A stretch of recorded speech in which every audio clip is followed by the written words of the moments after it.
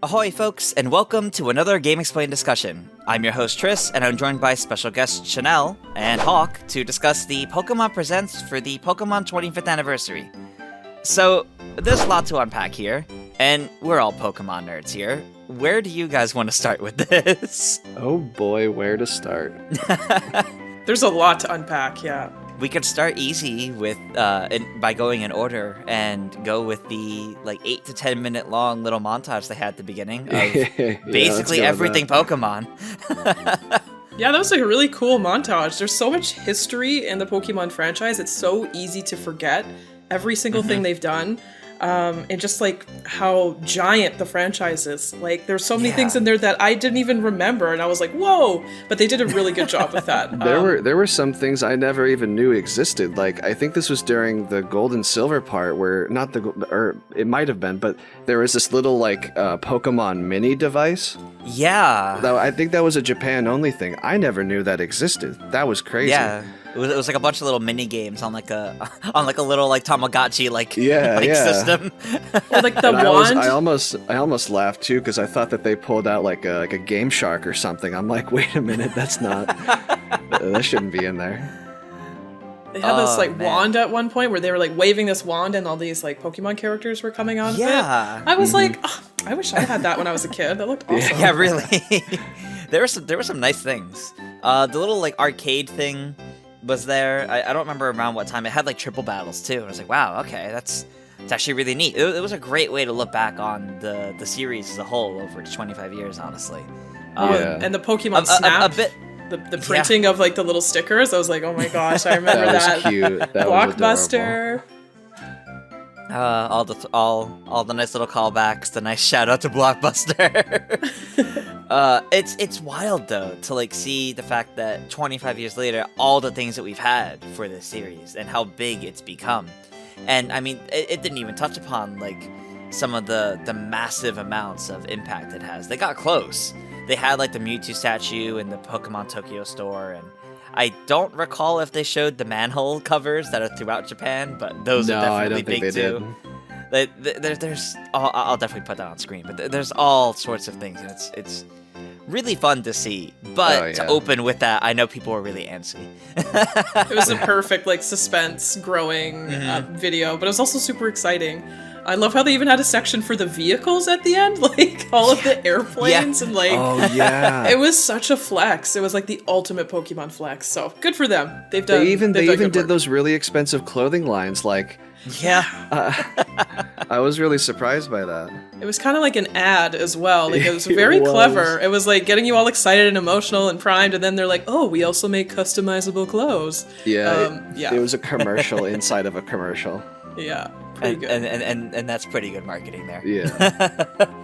So, after the little anniversary montage, they opened with Pokemon Snap, basically. I mean, there was the little thing about the other games, too, the mobile games getting some special content, and Sword and Shield having some special content. Mostly just stuff on Pokemon Day. But the actual big focus to start with was new Pokemon Snap and getting some more info on that.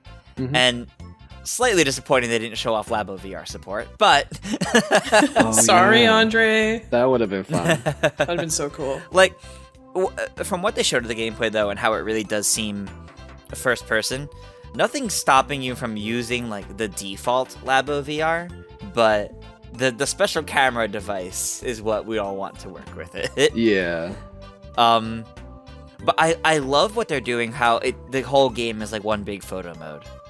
And how they have the whole way to share it online and do more with it. You can edit the photos. And I love that they're really leaning into that. I also liked how they, they really went in depth with some of the mechanics too. I know that most of it is just trying to get the perfect moment on the camera, but I didn't really understand what the what was it, the Lumina orbs or whatever they were called. The Illumina orb? Yeah. Yeah, I think it's just an aesthetic thing. From what the trailer made me believe, it's just to make them glow. I don't know if that would give you more points in the assessment mode with Professor Oak, but it looks beautiful. It does. It looks really good. And like the whole online feature, like sharing photos online, I think that's gonna be a super cool addition to Pokemon Snap. That's gonna be the most popular really one. Happy about that. I'm really happy about that because I know in games like Mario Odyssey and now 3D World and Bowser's Fury, I pretty much anytime I take photos, I go to post them online. But I go to the whole Switch system of okay, gonna go out of the game, go post it to Twitter. But now this game lets you do that on its own. Well, maybe not Twitter, but its own in-game social media platform in quotes. Yeah, it's going to be interesting to see how they treat that aspect, like the distribution of the actual photo. You're right. Like, do they have their own internal, like, Pokemon social media as a part of the game? Who knows? That would be really pleasant, I think. I hope it's easy to save the photos to your Switch as well, so that you can post them outside of the game if you want to. I imagine it will be, yeah. It would definitely feel like a weird oversight if not. But I don't know. Pokemon Snap. Every time I see it, it just looks charming. It looks cute, and I'm definitely excited for that. It also looks like you can go underwater, which is pretty neat. And I definitely wasn't expecting that. So it looks like they really have everything covered in this case. Yeah, there's a lot of good attention to detail, and I like that. So, moving on then. I guess we're going to address the big elephant in the room now then. Yeah. How are we feeling about these Gen 4 remakes? Because I admit, at first, when they started off the little trailer for it, and we're like going to the portal, it's like 2019, 2016, 2013, and I'm like, okay, so we're time traveling, but I'm a little concerned that the visual looks like an ultra wormhole. Slightly. I was, but thankfully no. when I saw that, like, a part of me was like, I think we all know where this is going, and the one thing I was waiting for was like when you boot up the game and it does that little jingle. Yep. I was waiting for that just because like it would be cool if they did that. They did that, and then like, you know, there was a bit of a, you know. There's a bit of a slowdown, like, you know, here it comes, here's the game, and then bam, Link's Awakening. Yeah, Link's Awakening, World of Final Fantasy. Like, there was a moment of shock, I think. Yeah. I had like throughout the entire like presentation of Diamond and Pearl, I just did not say a word because I'm like, I know exactly what I'm looking at. But it's so uncanny. Yeah. It's so like yeah, there it is, but it's exactly what I remember it looking like, and that's the last thing I expected. Yeah. How do you guys feel about the art style?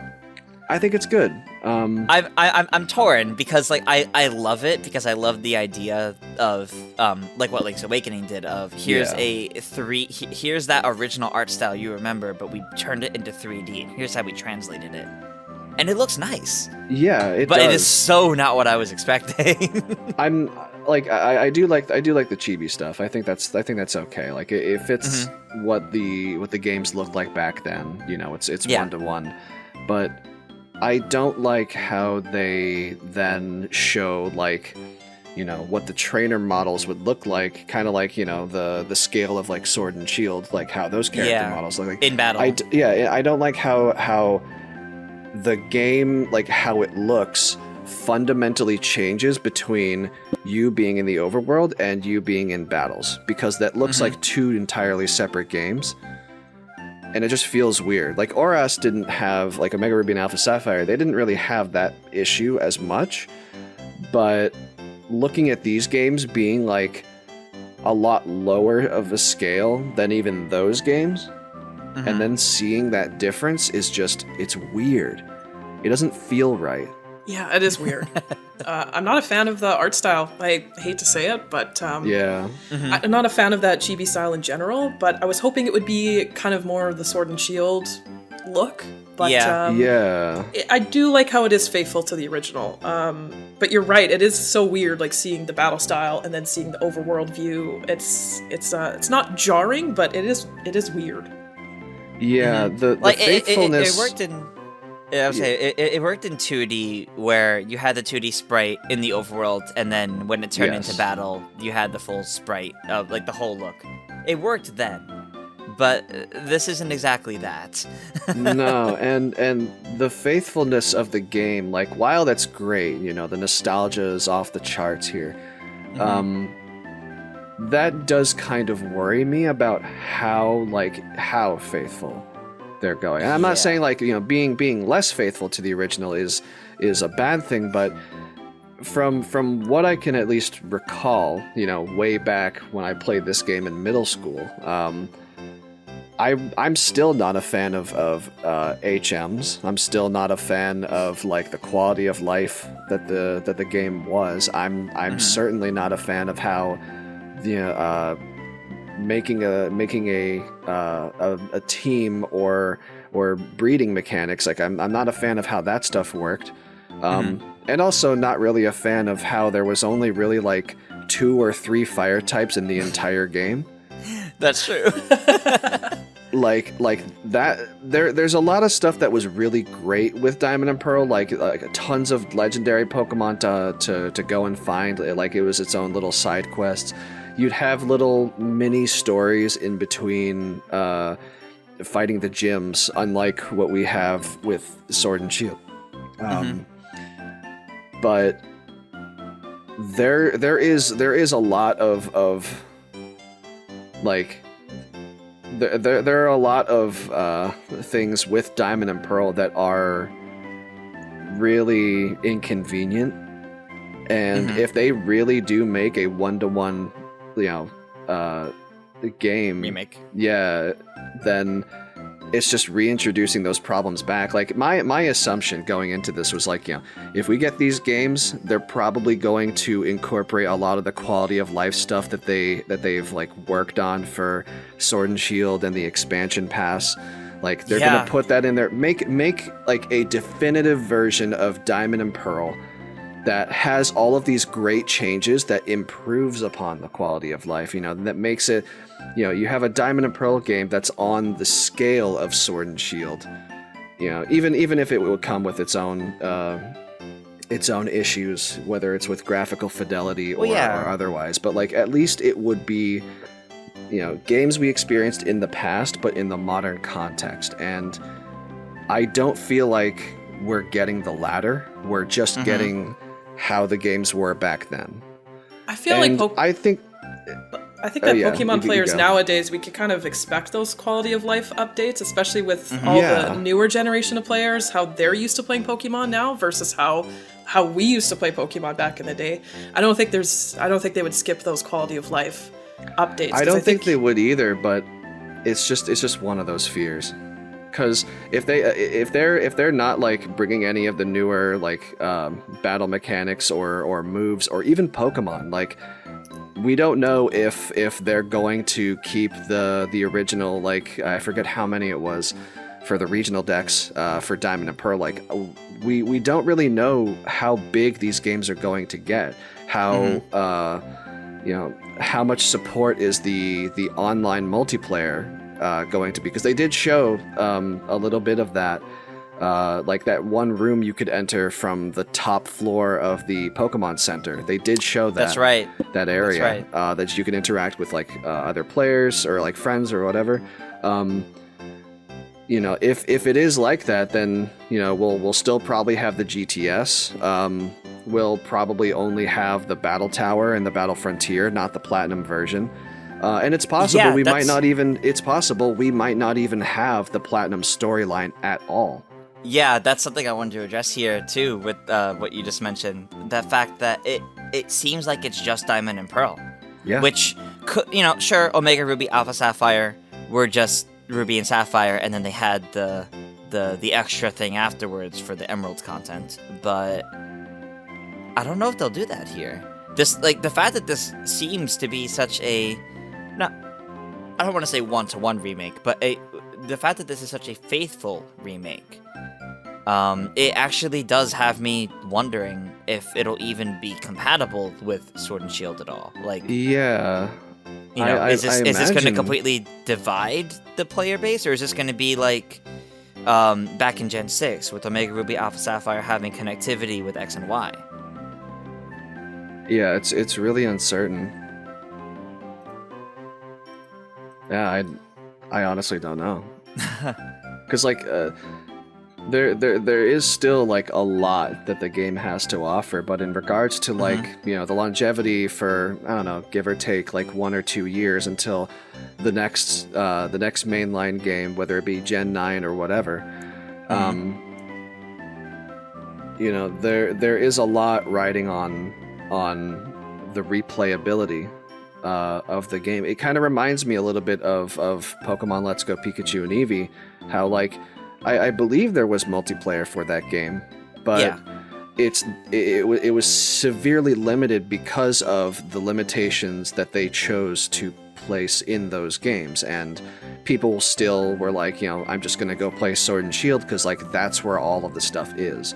That's where all these activities, all of these things that I can do that I can't do in this game. And I'm just thinking back to like Diamond and Pearl, like I know some people probably be happy that we probably won't get any Dynamax whatsoever. But what about the raid battles? What about Dynamax adventures? Like what about these other activities in the end game that are like really fun that don't actually exist in Diamond and Pearl? We do have the Underground and we do have the Battle Frontier and online play, but it is still limited in that aspect. You're right, it is. And that really is worth like looking into further and trying to figure out here. But it's very, I guess what they showed was very safe to specifically Diamond and Pearl in this case, which isn't bad, but I'm actually, I have a question to pose here that I'm going to pose first to Chanel, because it's a callback to our predictions discussion here. With the idea that we talked about of, oh no, what if it really is a Let's Go game? With the fact that there's technically 2 Sinnoh games going on now, and I don't mean Diamond and Pearl, I mean the remakes, and as the Twitter calls it, the pre-make. We'll get into Pokemon Legends in a few minutes. Do you think, and again, this is to Chanel first, then I'll let you go through it, Hawk, because I think you guys might have very different answers, or the same exact answer. Could this be could the Diamond and Pearl remakes be instead of a Let's Go game, and the Pokemon Legends be instead of a completely changed remake? Yeah, I think pulling elements from both.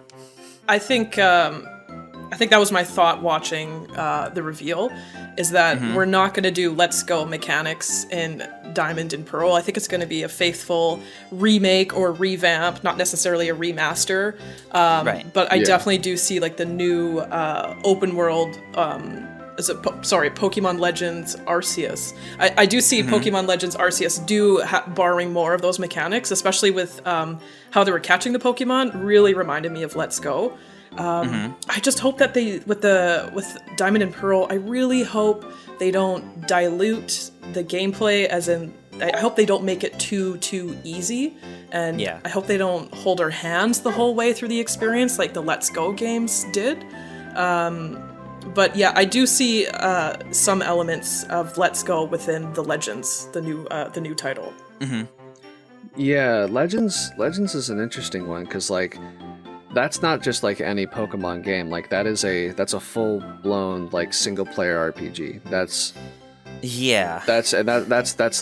the designation that they wanted to give it. So like it's very unique in its own way, that like it's not like a mainline title, like the tried and true Pokemon games. Like it's not like it's its own generation, or it doesn't define part of a generation.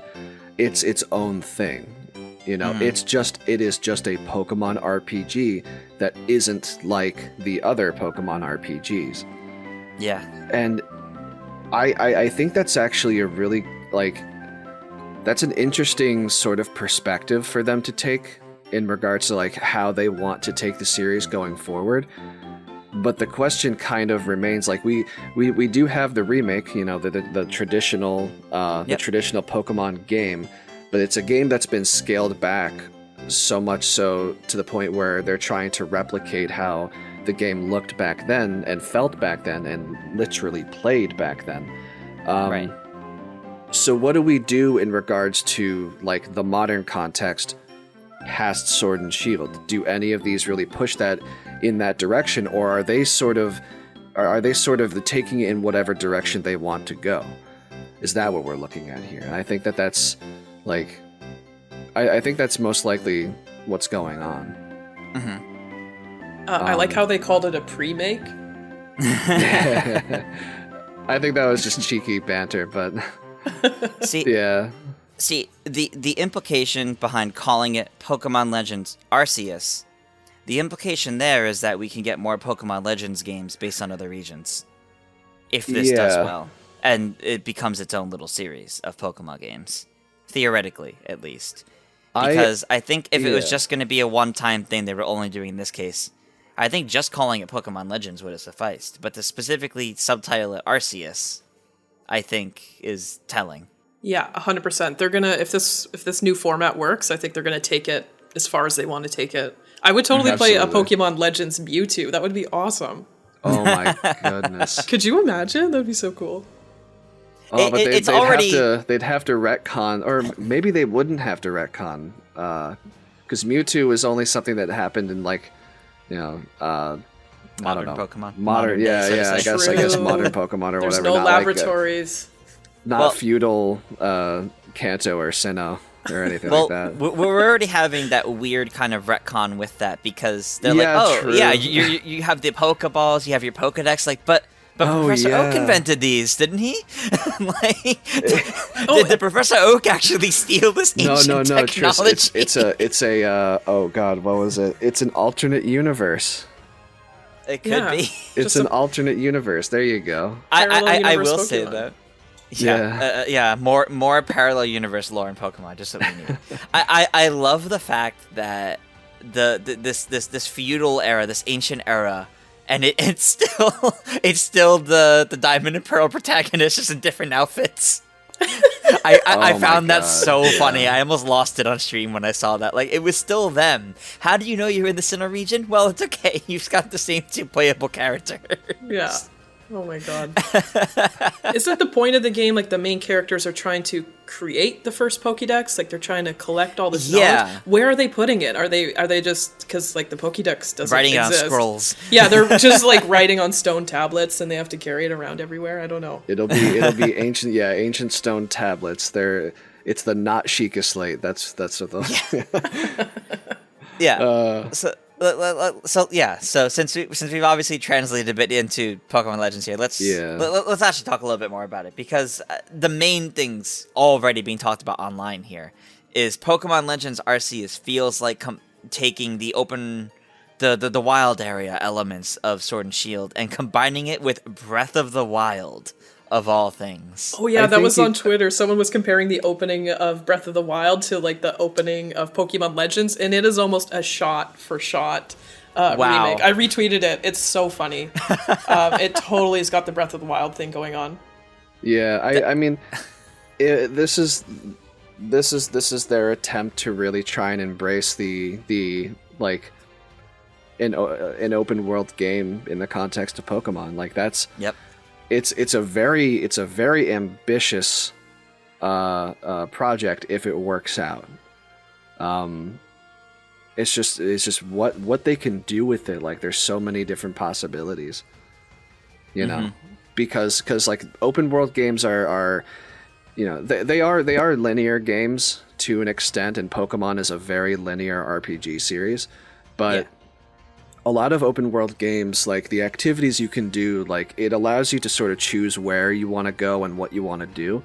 If this game like ends up being that kind of game, like there's a lot that they can go for, you know, and that's a really interesting thought, and like it makes me really want to see more of this. Sometimes in Sword and Shield, sometimes I just found the wild area to almost feel just like empty, Yeah. And after you explored it for a long time, it's like, okay, I kind of don't want to spend any more time here. I feel like I've seen everything there is to see. So I really Yeah. hope that they put that effort into fully fleshing out this open world with more and more things and surprises. Because the wild area and Sword and Shield, I felt like it could have more in it. I don't know. Tris, what do you think about that? Yeah, the wild area in the base game, Sword and Shield, definitely felt a bit too open. Like there wasn't too much to do. I do think that was fixed in the expansion passes. Both the Isle of Armor and Crown Tundra, I think, had a lot more to their wild areas, including just the civilization around them that made it feel more like what people wanted to see from it. More of like a free camera Pokemon game, basically. Because I don't want to say fully open world, but like a free camera Pokemon game, fully 3D. That's what people were looking for, and the expansion pass definitely delivered on that more. I think it made those areas much more interesting because they were a lot less empty. But yeah, having like a free roam area, especially in any kind of RPG, is always great because you get to see like all of like the little niches and nuances that you would otherwise miss. Right. In the context of the wild area, like it being so isolated in its own particular area, being entirely separated from the rest of the world, and having the rest of the world function very different than how you would experience like whatever experience you have in the wild area. To have both of those things merge in the expansion pass, that is a like for what Game Freak was trying to do. Like obviously they had technical limitations. They can't just implement all the regions and cities and towns into like one big open world type area. But like these expansion pass areas managed to embrace that by sort of I guess mashing the two together, where you didn't really have there wasn't really a single place where you couldn't, I guess, mess with the camera. Like everything felt free roam. It felt like it was a larger space than what we were used to, Yeah, that's and that was a great feeling. And this game, the Legends game, like that takes it to an entirely new level because, we could be seeing areas that no longer require like boundaries or like fade to black transitions to go to an entirely separate area. Like this feels like an attempt to, and like a lot of people are going to compare it to Breath of the Wild, but it's really like it's their attempt to really get onto the technological standard for them to make an open world game. Yeah. Because that's something that they've been building themselves up to do. Like open Sword and Shield was just dipping their toes into the water, but it feels like they're really like going like head first into this concept, which is really really interesting because that speaks volumes for the future of the series too. And I think the biggest way to tell that is it's not the Diamond and Pearl remakes are not mainly developed by Game Freak, but Pokemon Legends is. Yeah. And I think that helps speak those volumes, that the main core Pokemon team at Game Freak that makes the main series, Pokemon Legends is what they're focusing on right now. Yeah. Whereas they're for the Diamond and Pearl remakes, they're assisting they're assisting development for that, where the main development is being done by Ilka. Which I have a page for other games that Ilka has worked on, just to kind of give some context for perhaps how different or how not different the Diamond and Pearl remakes will be compared to their normal things. So the games made by Ilka are Crimson Shroud, Metal Gear Rising Revengeance, Drakengard 3, Chaos Rings 3, Yakuza 0, Godzilla, Naruto Shippuden Ultimate Ninja Storm 4, Nier Automata, and Code Vein. That is quite the resume. Yeah. What Godzilla? Which one? Yeah. That's a good question. Which Godzilla? Let me click this link and see which Godzilla. Godzilla PlayStation 4. That's all it says. Interesting. It's a third-person action game from 2015. Interesting. I imagine they must have been like support studios for some of those Yeah. games, because like you say like Nier and Yakuza 0, like that's That as you said, that's quite the resume. And yeah. Pokemon Brilliant Diamond and Shining Pearl are very different from all these other games in terms of visuals and more, I would say. Not to say that they're not up to it. That's not at all what I'm trying to say. Yeah. But it's a matter of looking at the other games this studio has helped support making to now have them be the main developers of the remakes for Diamond and Pearl. It's definitely interesting to look at because it really shows, one, Game Freak and the Pokemon Company putting a lot of faith and trust into that company while they put their main developers on Legends. So it also says a lot for where they're trying to put their focus. I think that's a good sign. I think that Game Freak throwing their whole weight behind the Legends project, I think that bodes well. I hope it bodes well, at least. Yeah. It's coming out, what, 2022? Yeah, they said sometime early 2022. Maybe by next Pokemon Day.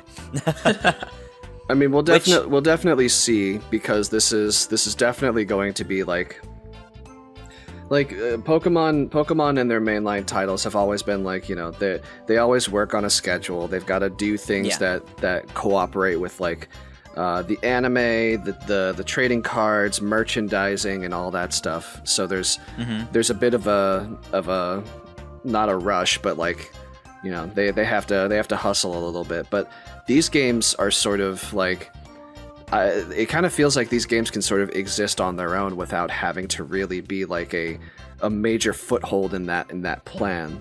And considering COVID has been, you know, the way it is, I'm wondering, like, I would like to see how this game, you know, looks a couple, like maybe 6 months from now. I would definitely like to see like where it's at, because I know like it looks beautiful to a degree, but like it is a little choppy.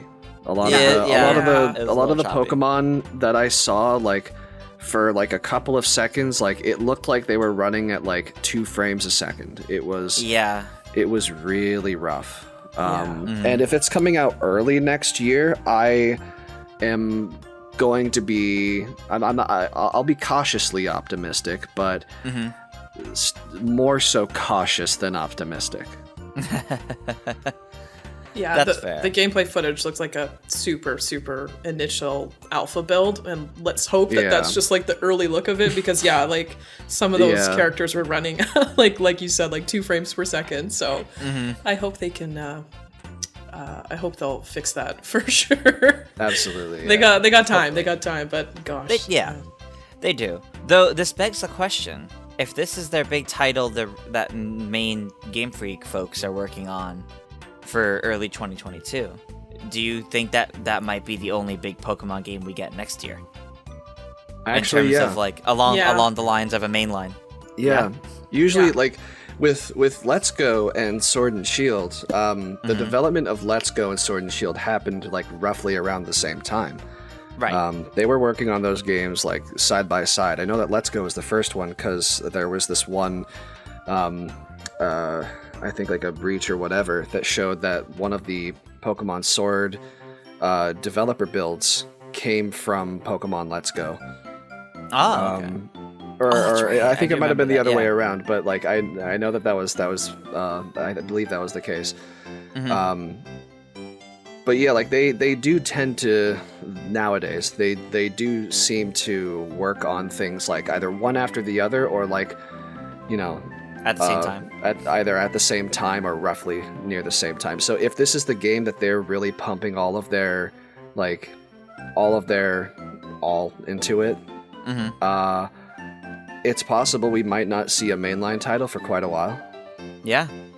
And I'm gonna be honest, I think that's actually a good sign. Yeah. I know I know Pokemon fans are definitely gonna be a little upset that, oh no, you know, it'll be so long before Gen 9, but I actually think that's good, because so much criticism as of late. People have been worried that they're rushing into each gen, and I People think are worried about the trees, to see man. that. Oh gosh, like I think the fact that it seems rather clear because before, people were worried that 2022 would be when we see Gen 9 release based on the same schedule that we've been getting the last few games in. But if Pokemon Legends Arceus is the main focus for 2022, I think that's actually a really good sign that they might be taking their time with the next gen afterwards, which bodes well for the future of the series. Yeah, I think this is just me talking, but I think people, especially when it comes to Pokemon, I think that we've all been a little bit spoiled by how frequently they pump out games, and our expectations have sort of lowered but also increased to a degree over the years. So this is a very welcome change. Like, there have been tons and tons of games that have been like delayed and whatnot because of stuff like COVID, and like I know that a lot of people are becoming more accepting of that idea of like, hey, let's let these games like have their time under the sun so that we get a good experience, so that we get some good gameplay, regardless as to whether or not it like defines the series or genre or whatever. Like, I just want game to be good. That is it. If the experience is like just borderline, thumbs up, then that's all I need. Yeah, quality over quantity, please. Absolutely. Yeah. Can we talk about the starters? Oh yeah. It's so weird. They're all from different generations. You have like Rowlet, Cyndaquil, my personal favorite, and Oshawott. They're so cute. I love all of them. How did they know to pick the 3 best starters in the series?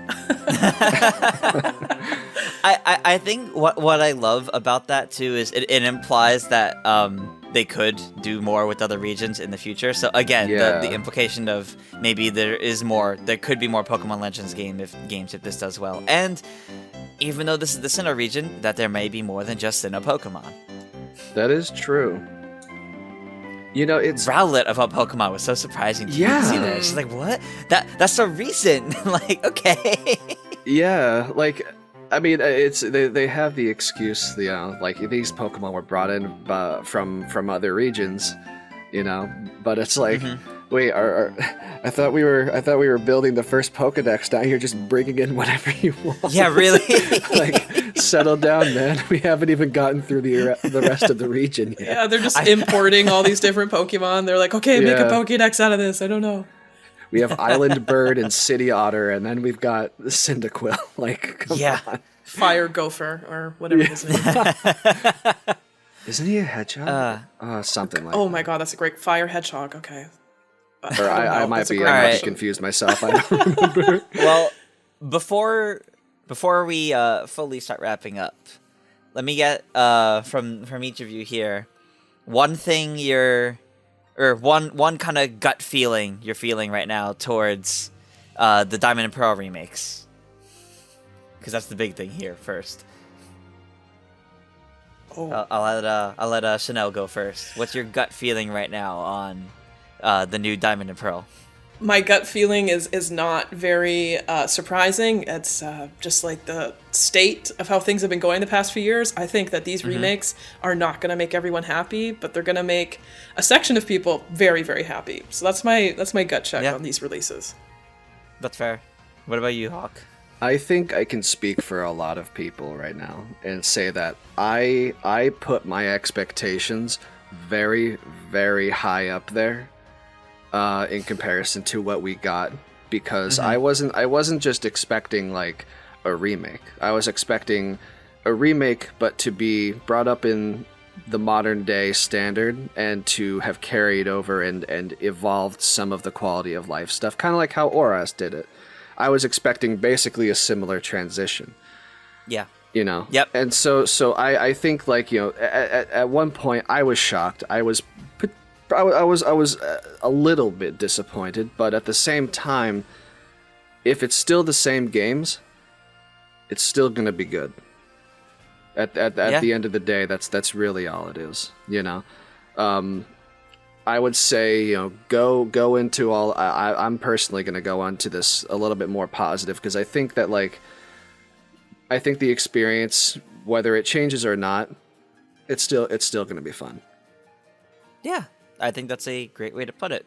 Yeah. I'm definitely excited for them because I love Gen 4. Yeah. I think they'll be fun to go through. I'm mostly excited for the new music, like the redone music. I think that's gonna be beautiful. Yes. But I think it'll at least be a fun, pleasant experience. It's just a matter of will it go above and beyond what we expect it to, and it's looking like it won't, but we could be surprised. We should, always keep expectations low. Yep. Because you won't be super disappointed whenever you see or experience whatever it is. But right. There's the off chance you might be really surprised and very happy. So never hype yourself up, even if it's fun, because you'll literally just ruin your day, potentially. Or the opposite effect, but even more extreme than that. Just lower expectations, but just plan to have a good time. That's it. I think that's a great outlook for life in general. Yeah, I'm going to carry that forward into my day. I have a quick yes or no question before. I'm sorry, I just want to ask you guys a quick yes or no. Do you think that these remakes are going to satisfy the old school fans of Pokemon? Yes. Yeah, I think so. Okay. Mostly because I think a lot of the old school fans are tired of them constantly trying to do new things. And this isn't trying to do new things. This is very much sticking to what was there before, it looks like. There's a lot of youngins out there who are familiar with X and Y and beyond who don't know how it was back then. They don't Back in our day, Professor Oak. Let's hope so, eh? They don't remember the struggle. They don't know. That's for sure. They don't know. They're gonna learn. They're gonna learn, exactly. Dagnabbit. I got playing competitive battles back then. They're gonna learn. Oh man, I got that link cable. All right, I got one final question here written down for you guys before we wrap up. What's one hope you have for Pokemon Legends? I'll let Chanel go first. I hope that it just fills. If we're not going to get another mainline Pokemon game in 2022, my main hope for Pokemon Legends is that it will be so good that I won't care that there's not another new Pokemon game for 2022. True. Yeah, that's fair. I can feel that. That's a good question. Since they've only told us that the whole point of it is to create the first ever Pokedex for Sinnoh. What I hope is that even though this might be a single player game and there might be Pokemon battles, to an extent. Yep. I hope that this game embraces the RPG genre and at least tries to go and give us things to do outside of just the main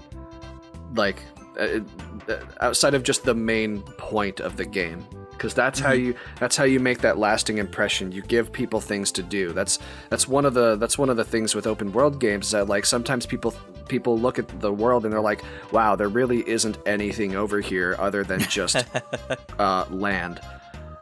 And maybe it may be enemies or whatever item you can find under a tree. That's about it. Give us things to do. Give us quests. Give us a good story. Give us a reason to care. Because I can tell you this right now, as much fun as it is making a Pokedex, that's going to get real old real quick. Yep. So if they really want to embrace the RPG genre, go crazy. Please.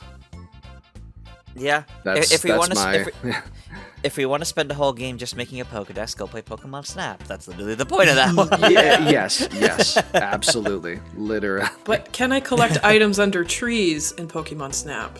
No, that's true. You can take photos of them. Yeah.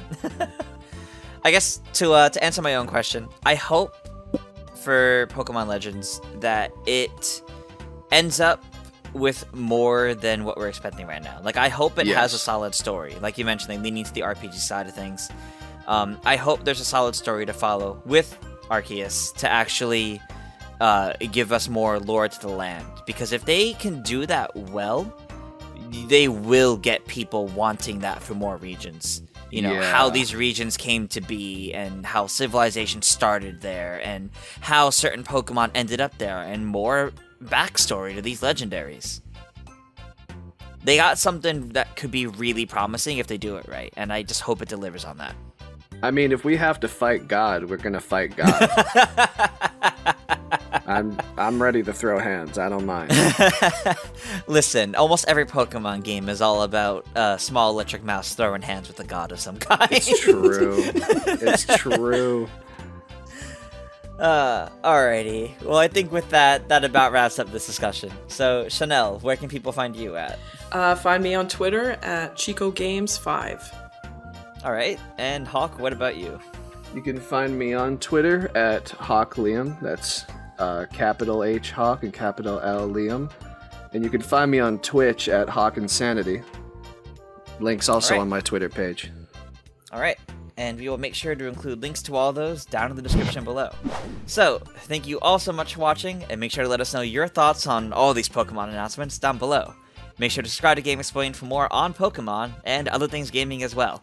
Check out the videos on the right for more content you may be interested in. And until next time, farewell.